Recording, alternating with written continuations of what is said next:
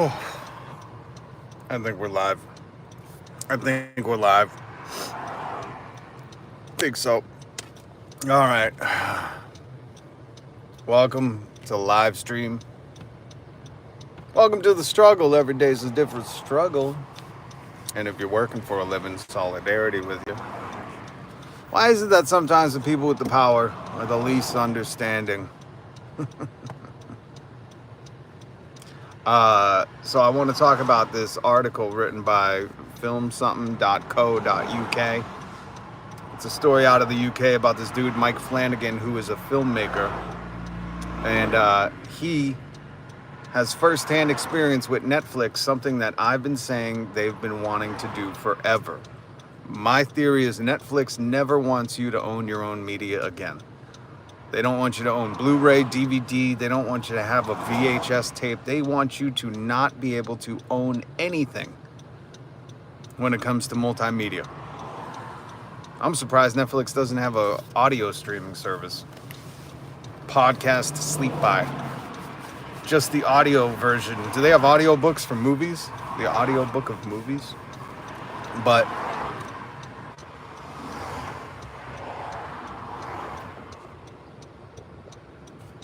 are we still good? Oh, we're still live. There we go. What is going on with my live stream? My apologies. I don't know what happened. I think we're still live. The counter's ticking. Okay.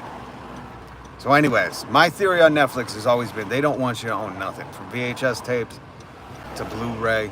They want Netflix, ideally, the multimedia system we have set up from Apple, Spotify, Netflix, Amazon Prime, the way it's set up is they want to rent you your movies, your podcasts, your music. They want to rent it to you. Now, when I was growing up, and the reason that maybe this is glaringly obvious to me, maybe you see it too, I don't know. I don't talk to a lot of people about it. When I do bring this up, it's like, a light bulb goes off for them. They didn't consider it. But for me, I have a CD collection. It was robbed a couple of times, so it's the scraping the bottom of the barrel, but I have a CD collection. I'm sure a lot of people have a record collection. I have a DVD collection. And I pride myself on my DVD collection because there are some DVDs, like Outside Providence, good luck finding that anywhere. PCU, Portchester University, with David Spade and Jeremy Piven, good luck finding that anywhere. With, what's his name, Jon Favreau, and he's got dreads in it. If you've never seen PCU, watch that movie, great movie. Ed, my man, Ed, what is up? Hit subscribe, hit the like button, hit the notification bell. I go live every weekday. I bring you some kind of newsmentary. That's what I started calling it, newsmentary. This is like the poor man Philly DeFranco's. I bring you the news with the commentary. We call it newsmentary. So good to see you, Ed. Anyways, growing up, having a DVD collection, having a VHS collection, having a CD collection, once you start to realize that all these companies, they're coming out with their original series, their original movies, and then good luck finding that on DVD. Where are you going to buy that? They're not releasing the DVDs. And in fact, the article that I linked in the description is about a filmmaker who's making the latest installment in the Exorcist series. Mike Flanagan says when he was at Netflix or working at Netflix, he wanted his films to be sold on Blu-ray. He wanted the preservation of his films to live on in a physical copy. And Mike Flanagan details that when he was pushing to have his films not just on a streaming service and that's the worst part about this. My kids ask me all the time, they go, what happened to that movie? And I go, I don't know. They just took it away for a month. They just every month they just make movies disappear and you can't watch them anymore. And it's a weird Rolodex, but they do that. And unless you own it, you can't see the movie. So it's a glaringly obvious thing of why you should want to own your own media outside of the simplicity of just pressing a button and watching a movie.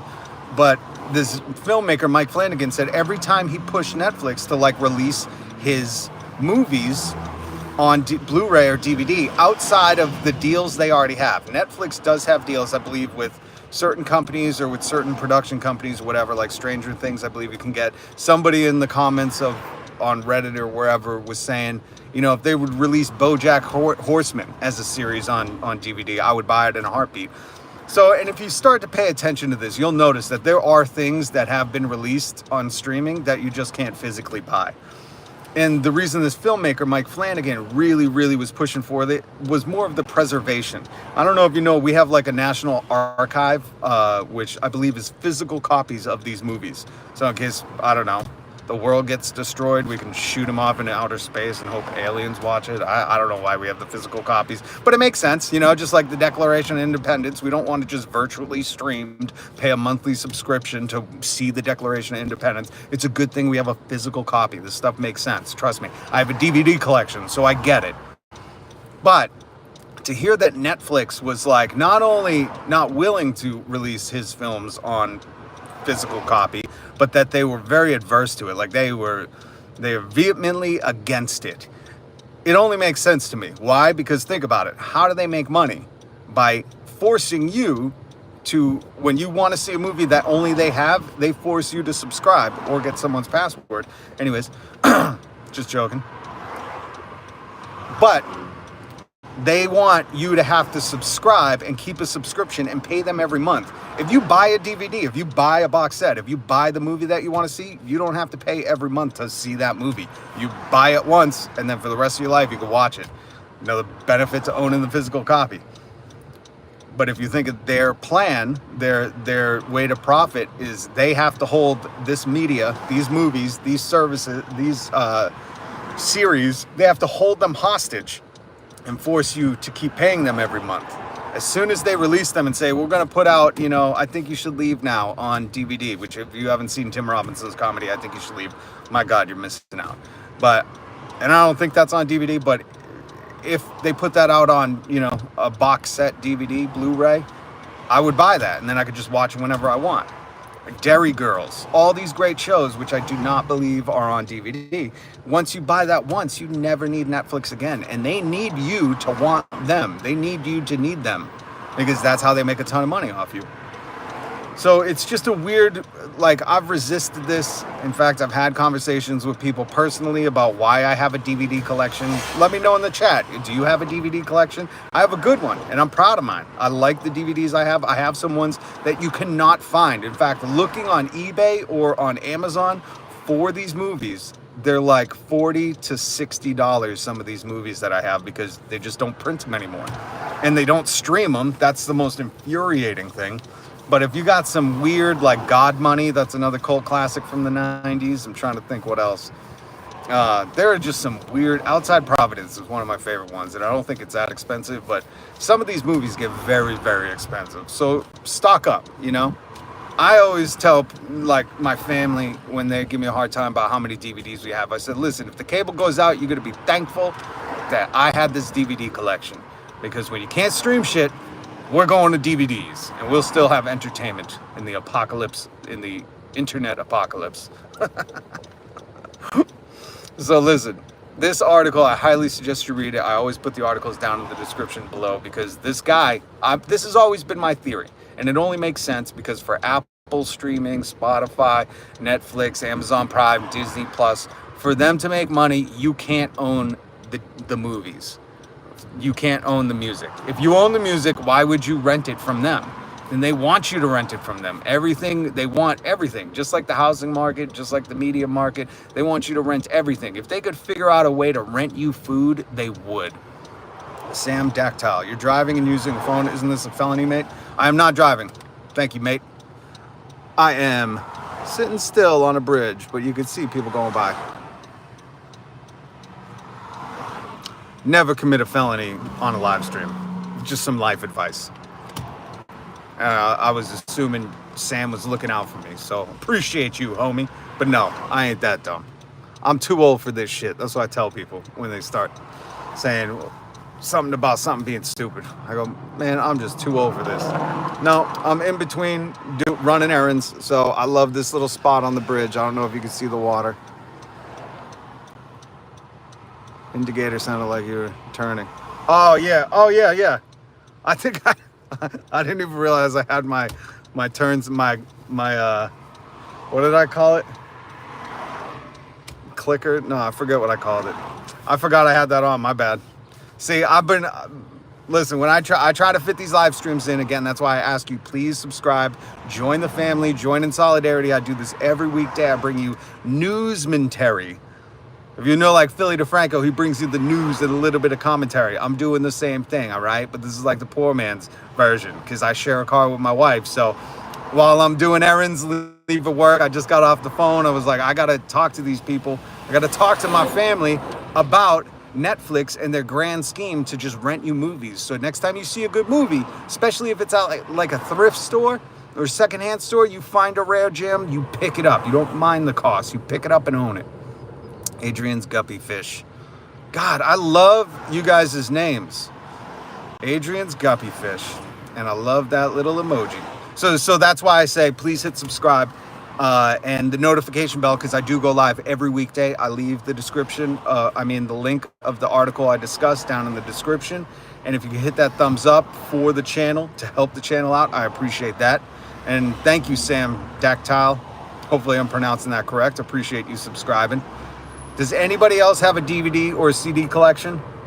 Or is record collection like where it's at now? I got a lot of CDs, I'm not gonna lie. I had to go out and purchase a CD player because I had so many CDs. But again, if you have the collection, you don't need to rent these movies from Netflix. And next time, pay attention. If you don't believe me, if you don't believe Mike Flanagan, who worked for Netflix, who's detailing his personal account that Netflix will not release their movies because they want you to rent them from them on a subscription basis. And if you think this is some tinfoil hat conspiracy theory stuff, then listen, whatever's your favorite thing on Netflix that Netflix produced, go try to find it on DVD. And there's your answer. Adrian's Guppy Fish. Oh my good God.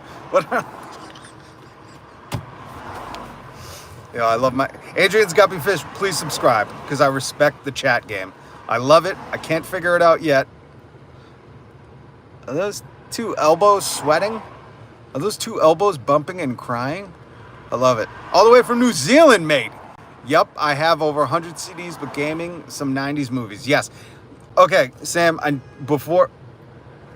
because I got to wrap this up in a minute because I'm trying to put together a reaction video. I'm doing a Reddit reaction video. I'm trying to put this together today, be out this week. Sam, if you're from New Zealand... This is way off topic. This has nothing to do with Netflix, but I just need to say New Zealand is my #1 favorite accent in the world. I don't know if you watched Flight of the Conchords, another box set I own. I own the DVD. Or do I own the DVD or do I own it virtually? I forget. I would have to check when I get home. I just know I don't have to stream it to watch it. Flight of the Conchords, brilliant New Zealand comedy duo. But ever since I discovered them 20 years ago, whenever that came out, my #1 comedy accent has always been New Zealand. I would love to go there only because everything everyone said would be hilarious to me and they would be serious. Just the New Zealand accent is the funniest. It is the most ripe accent for humor and comedy in the world. So whatever you're doing down in New Zealand, you guys are impeccable with your conversational accent, humor stylings. I don't know what to even explain it as, but I love New Zealanders. They could even be jackholes to me, and I would be like, God, it's so endearing. And they're so funny, so witty and so funny. I think the accent brings out the sarcasm, the dry humor, sarcasm, wit. So yeah, man, Sam, we're going to have to get you on the live stream at some point, just so we can speak. Plus, you got 100 CDs, man. That's good. So keep collecting those CDs. Listen, guys, I got to run because, again, I'm trying to get home to... I got to go drop the car off, but I'm trying to film a video today. I really want to get this video filmed and released because it is about... it's about atheism and God, and if Reddit is making people lose their religion. I'm so fascinated by this thread that I got to film it. Stay safe, brother. You too, Sam. Thank you for subscribing, and make sure you hit the notification bell. I would love to converse with you again, and maybe even we could go live together. I don't know what the time difference is, but that would be amazing to have you on. We could chat and find out what's going on in New Zealand. That's the other thing I love about the subscribers that I've been gaining recently. My last week we had South Africa, North Pole, and oh my God, Egypt. So we got people all over the world. So respect. New Zealand now is up in the piece. Love it. A lot of respect. Salute to you guys. Again, go read this article and make sure you buy your multimedia and support filmmakers. Buy the movies that you love. By the people who make that, and that some of that money goes to them. It's not just all streaming. So that's the other good thing to invest in, is supporting people, the art that is made by people you love, and it helps fund them. So highly, highly, highly suggest that.